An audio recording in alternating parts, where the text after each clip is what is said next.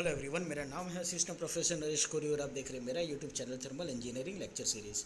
दोस्तों, applied thermodynamics के unit 4 के नेक्स्ट लेक्चर की तरफ चलते हैं, जो कि 7 मार्क्स के लिए काफ़ी इंपॉर्टेंट चैप्टर है। आज हम लोग देखने वाले हैं हमारा topic dissociation. Dissociation basically IC engine के अंदर किस तरह से कंसीडर किया जाता है, डिसोसिएशन क्या होता है और उसकी इफ़ेक्ट क्या क्या होती है पेट्रोल इंजन या डीजल इंजन के लिए, पावर के लिए क्या होगा, ऑटो साइकिल के ऊपर क्या होगा, एक एग्जाम्पल के तौर पर। टॉपिक कुछ इस तरह से होगा हमारे लिए कि हम लोगों को कंसीडर करना various factor to be consider for fuel cycle, और इसके अंदर हम लोग डिसोसिएशन की जो इफेक्ट है, स्पेलिंग यहाँ पर गलत एक्चुअली, डिसोसिएशन की स्पेलिंग इस तरह से हम लोग यहाँ पर देखेंगे कि डिसोसिएशन की इफेक्ट क्या होती है। तो जो फैक्टर्स आप लोगों को कंसीडर करने हैं वो फैक्टर है number 1, actual composition of the cylinder gas. Gas के अंदर जो आपका सिलेंडर के अंदर जो गैस आपकी जनरेट हो रही है after the combustion of the fuel, ठीक है, कंबशन ऑफ द फ्यूल, जो भी गैस जनरेट हो रही है उसकी कंपोजिशन क्या क्या है। Next, the variation in the specific heat, specific heat के अंदर क्या क्या वेरिएशन आ रहा है, effect of dissociation, and the last one is effect of number of moles, जो भी गैस आपकी प्रोड्यूस हुई इसके मोल्स कितने हैं वो। तो हमारे लिए इंपॉर्टेंट था डिसोसिएशन, जैसा कि मैंने बोला। तो डिसोसिएशन की तरफ चलते हैं। सबसे पहले डिसोसिएशन का मतलब समझ लेते हैं। डिसोसिएशन क्या है? Basically it is the process of disintegration of combustion product. Disintegration generally जो प्रोडक्ट आपकी कंबशन के बाद में जनरेट हो रही है वो मिक्सड अप होती है, मतलब कि आपकी जो भी हॉट गैसेस जनरेट हो रही है वो जनरली हीट रिलीज करने का काम करता है। यहाँ पर क्या होगा कि जो भी आपकी कंबस्टिबल प्रोडक्ट जनरेट हो रही है, कंबशन प्रोडक्ट जनरेट हो रही है, उसका डिसइंटीग्रेशन हो जाएगा एट हाई टेम्परेचर। वो क्या हो जाएगा? एट हाई टेम्परेचर पर डिसइंटीग्रेटेड हो जाएंगे। दूसरी चीज़ क्या होगा? It can consider as reverse process of the combustion. Reverse कैसे? तो मैंने पहले ही बोला कि डिसोसिएशन प्रोसेस में जो होगा वो हीट एब्जॉर्ब होगी, और कंबशन प्रोसेस के अंदर क्या होता है तो आपकी हीट रिलीज होती है। तो ये रिवर्स प्रोसेस हो जा रही है। Dissociation process is the reverse process, जो कि आपके इंजन के लिए काफ़ी हार्मफुल है। अभी डिसोसिएशन में होता क्या है, तो CO2 जो होता है वो CO और ऑक्सीजन के अंदर डिसोसिएशन ऑफ CO2 का जो डिसोसिएशन होगा वो कार्बन मोनोऑक्साइड और ऑक्सीजन के अंदर कन्वर्जन में स्टार्ट हो जाएगा, and it will start around 1000 degree Celsius. Generally dissociation carbon dioxide के लिए ही होता है। कार्बन डाइऑक्साइड के अंदर रिवर्स प्रोसेस हो जाती है।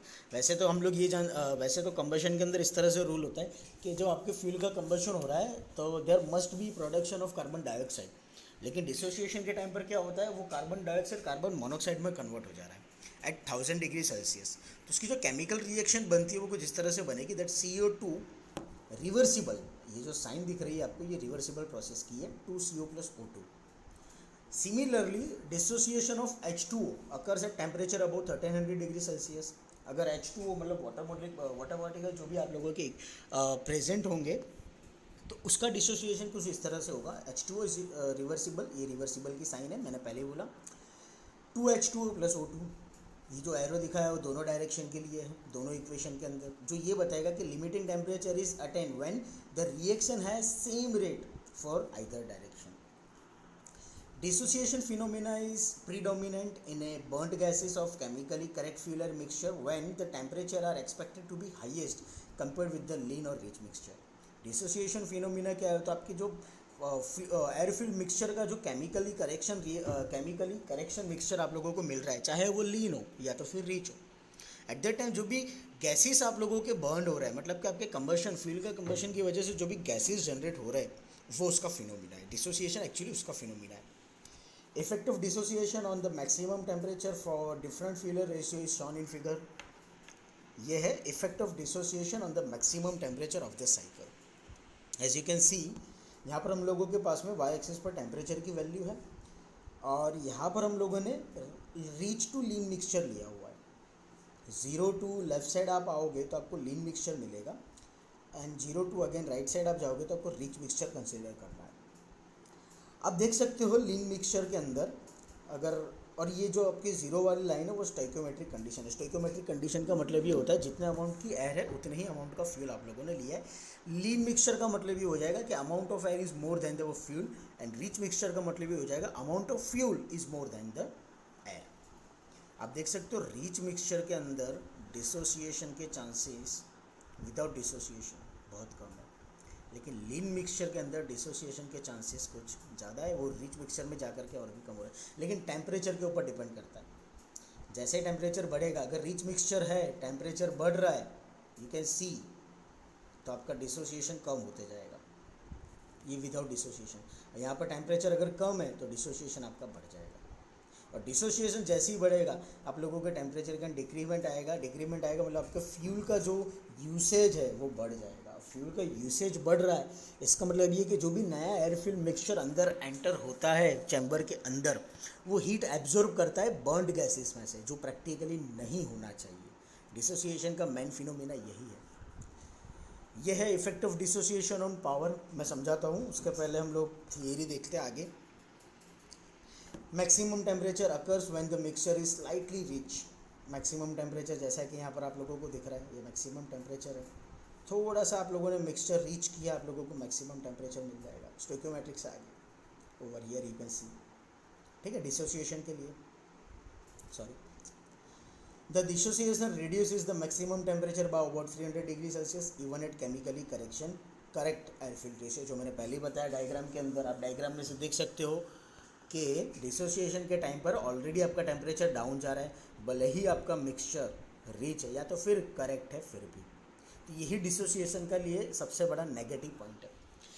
अभी नेक्स्ट फिगर जो कि मैंने बोला, ये है पावर के लिए, कि डिसोसिएशन जब होता है तो पावर के अंदर किस तरह से चेंजेस आता है। आप देख सकते हो brake power without dissociation, brake power की वैल्यू ज़्यादा है, and brake power with dissociation compare to this point, brake power की वैल्यू कम है। ब्रेक पावर वाई एक्सिस पर, एक्स एक्सिस पर हम लोगों ने लिया है एयर फिल मिक्सचर का रेशियो। जितना ज़्यादा एयर फिल मिक्सचर का रेशियो आप ले रहे हो, उसके हिसाब से ब्रेक पावर की वैल्यू आप लोगों को दी गई है। ये जो 15 लिया है, you can say that standard value या तो स्टोइकियोमेट्रिक कंडीशन पर लिया हुआ है। लेफ्ट साइड आप लोगों को रिच मिक्सचर कंसिडर करना है, राइट साइड आप लोगों को लीन मिक्सचर कंसिडर करना है। ये है आप लोगों का स्पेसिफिक फ्यूल कंजम्पशन। जितना ज़्यादा लीन मिक्सचर होगा, डेफिनेटली आप लोगों को फ्यूल का कंजम्पशन कम मिलेगा, और जितना रीच होगा उतना ही फ्यूल का कंजम्पशन ज़्यादा मिलेगा। On the another side you can C specific fuel consumption again, मतलब कि ये वैल्यू उसी के रिस्पेक्ट में दी गई है, ठीक है, ये उसी के रिस्पेक्ट पर। आप देख सकते हो पावर के ऊपर कितना इफेक्ट होता है डिसोसिएशन का, कि जब डिसोसिएशन हो रहा है at that time your brake power value is lower even in at a rich mixture, मतलब correct air fuel mixture, even stoichiometric mixture पर भी ले लो, ये स्टोकियोमेट्रिक कंडीशन है। स्टोकियोमेट्रिक कंडीशन पर तो वैल्यू सही बननी चाहिए ना, लेकिन आप देख सकते हो कि डिसोसिएशन के बिना जो ब्रेक पावर की वैल्यू मिल रही है, उसके कंपेयर में जब आप correct air fuel mixture, correct का मतलब स्टोकियोमेट्रिक, जितने अमाउंट की एयर है उतने ही अमाउंट का फ्यूल लिया है, ठीक है, उतने ही अमाउंट का एयर फिल मिक्सचर पर आपके डिसोसिएशन के टाइम पर ब्रेक पावर की वैल्यू कम हो रही है। इसका मतलब ये हो गया कि आप लोगों को एनर्जी लॉस मिल रहा है, पावर लॉस मिल रहा है। Figure 2 shows the effect of dissociation on output power for a typical 4-stroke petrol engine या spark ignition engine operating at constant speed. If there is no dissociation at the brake power output is maximum over this point, brake power आप लोगों का maximum है, ratio is when the mixture ratio is chemically correct. The shades are between the brake power graph shows the loss of power due to dissociation. ये जो आप लोगों को shade दिख रहा है, ये वाला हैचिंग लाइन, हैच लाइन, ये आप लोगों को पावर लॉस दिखा रहा है कि जब आप लोगों को डिसोसिएशन होता है तो आप लोगों को इतना पावर लॉस मिलता है throughout the cycle, whether it is at rich mixture, whether it is at lean mixture और एट द स्टोकियोमेट्रिक कंडीशन, ठीक है, okay. The shades are between the brake power graph shows the loss of power due to dissociation. When the mixture is quite lean, there is no dissociation. The lean mixture है तो आप लोगों को कम dissociation मिलेगा over here, ठीक है। As the air fuel ratio decreases, as the mixture become rich, the maximum temperature rise and the dissociation commence. जितना ज़्यादा rich mixture का आप यूज़ कर रहे हो उतना ही टेम्परेचर ज़्यादा जाएगा, और जितना टेम्परेचर ज़्यादा जा रहा है उतने डिसोसिएशन के चांसेस हो जाएंगे। एक एग्जांपल के तौर पर हम लोग यहाँ पर ऑटो साइकिल को ले लेते हैं, दिस वन, इसको थोड़ा क्लियर, ओके। प्रोसेस 1 2 3 4 ये आइडियल कंडीशन ली है। प्रोसेस 1 2 3 डैश एंड 4 डैश, ये जो डैश लाइन है स्टोक्योमेट्रिक कंडीशन है, एंड 3 days 4 days जो ये जो फुल लाइन है ये आप लोगों के डिसोसिएशन में, and you can see from the diagram कि कितना लॉस आप लोगों को मिलता है with compare to, you can see 2 3 4 या तो फिर 2 3 dash 4 dash 2 3 dash 4 double dash. 2 3 4 double dash आप लोगों के लिए ब्रेक पावर में डिक्रीमेंट है, मतलब कि ये आप लोगों के लिए डिसोसिएशन है। 2 3 dash 4 dash ये आप लोगों की स्टोक्योमेट्रिक कंडीशन है, जो यही समझाया हुआ है यहाँ पर। तो फिगर पे से क्लियर होगा कि phenomena of dissociation cause loss of power and efficiency of the engine throughout the cycle. During the reassociation the heat is released the power of the engine and the mostly it is lost in exhaust. और जो भी power generate हो रहा है वो practically देखा जाए तो विदाउट यूज्ड, उसको यूज़ किए बिना ही एग्जॉस्ट में सीधा बाहर निकल जाएगा। मतलब आप लोगों को जो आउटपुट मिलना चाहिए वो आउटपुट डिसोसिएशन पर नहीं मिलेगा हम लोग।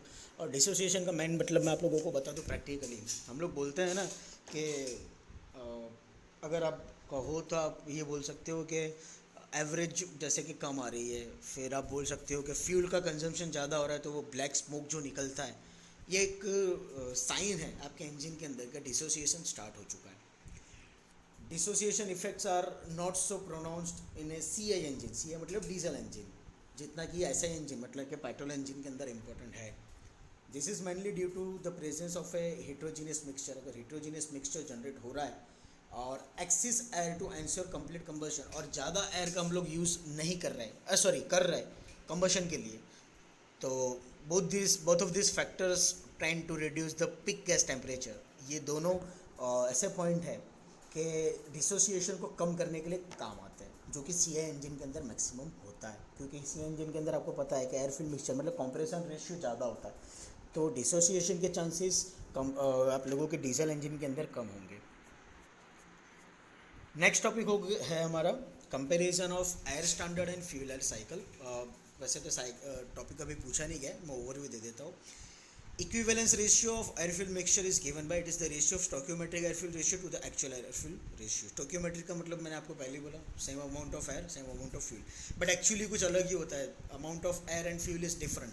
तो इन दोनों का रेशियो मतलब इक्विवेलेंस रेशियो, और उसी के बेस पर एफिशिएंसी दी जाती है, efficiency of air fuel to the efficiency of air standard. Air fuel का मतलब स्टोक्योमेट्रिक के रिस्पेक्ट में एफिशिएंसी कितनी आ रही है, जो कि स्टैंडर्ड एफिशिएंसी आइडियल एफिशिएंसी कहलाती है, और एयर स्टैंडर्ड एफिशिएंसी मतलब कि प्रैक्टिकली जो आप लोगों को मिल रही है वो।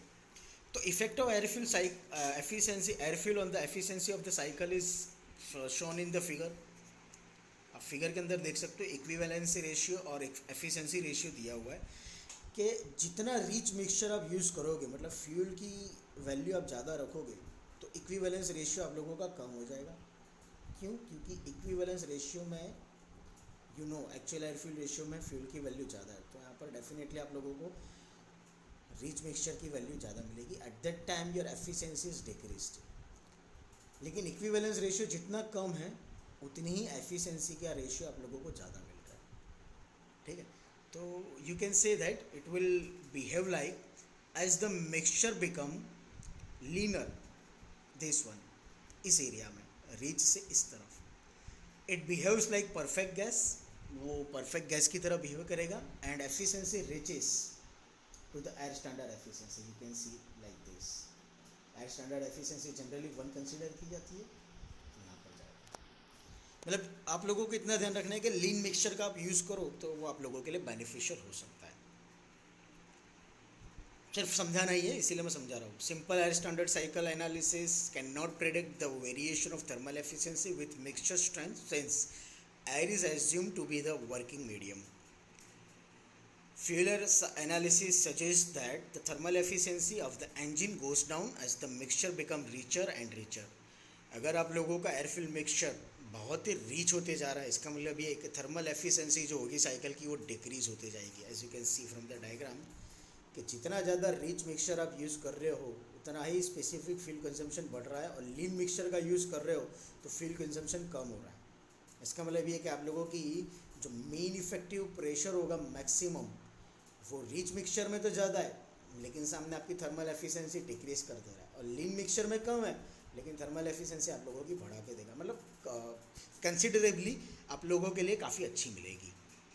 The efficiency also goes down at to linear. अगर बहुत ही ज़्यादा लीन मिक्सचर है तो भी एफिशिएंसी आप लोगों की डाउन जाने के चांसेस है। मतलब यही कहना चाहता है, देखो ये सारी थियरी का फंडा सिर्फ एक ही है कि जितना हो सके उतना ज़्यादा से ज़्यादा स्टोक्योमेट्रिक यानी कि स्टैंडर्ड एयरफ्यूल रेशियो का यूज़ करना चाहिए। जितना स्टैंडर्ड मतलब कि स्टोक्योमेट्रिक एयरफ्यूल मिक्सचर का आप लोग यूज़ करोगे उतना ही आप लोगों को एफिशिएंसी अच्छा मिलेगा।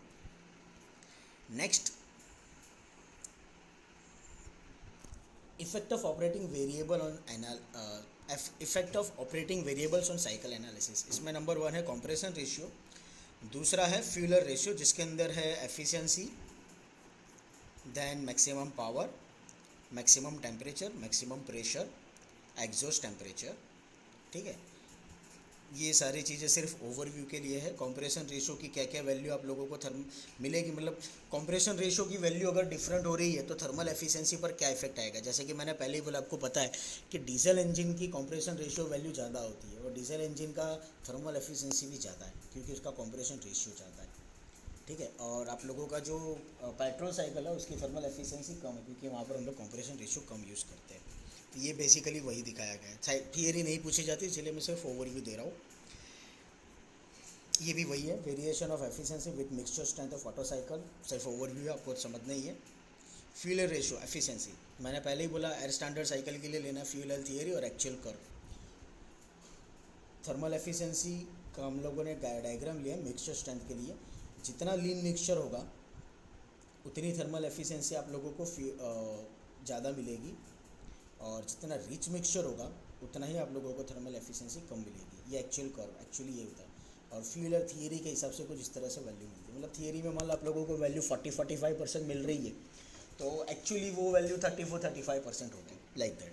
तो on the basis of the diagram you can say that जितना लीन मिक्सचर का यूज़ करोगे, टू लीन नहीं है, बहुत ही ज़्यादा लीन नहीं, सिर्फ लीन मिक्सचर का आप यूज़ करोगे तो आपको अच्छी थर्मल एफिशिएंसी मिलने के चांसेस है। और जितना ज़्यादा रिच मिक्सचर का आप यूज़ करोगे उतने ही कम थर्मल एफिशिएंसी आप लोगों को मिलेगी।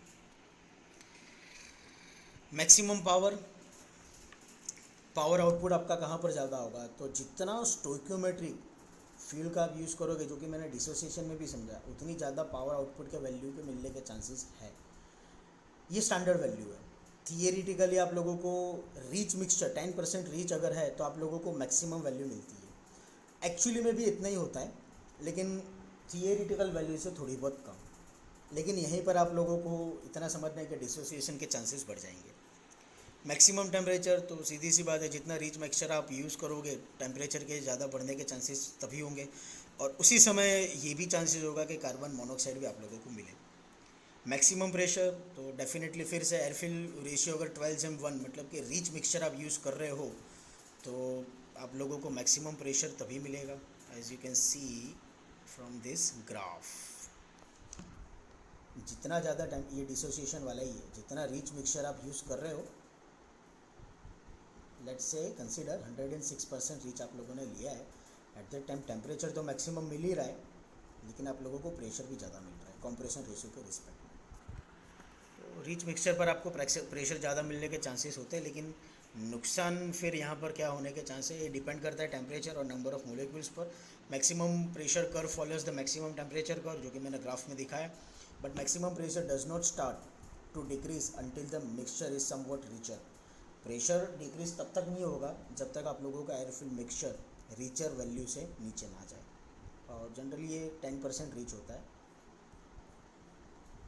112% एंड 106%, मतलब 100 से ज़्यादा। 10% यानी 110 या 112 आप लोगों को एक नियरर वैल्यू कंसिडर करके चल रही है।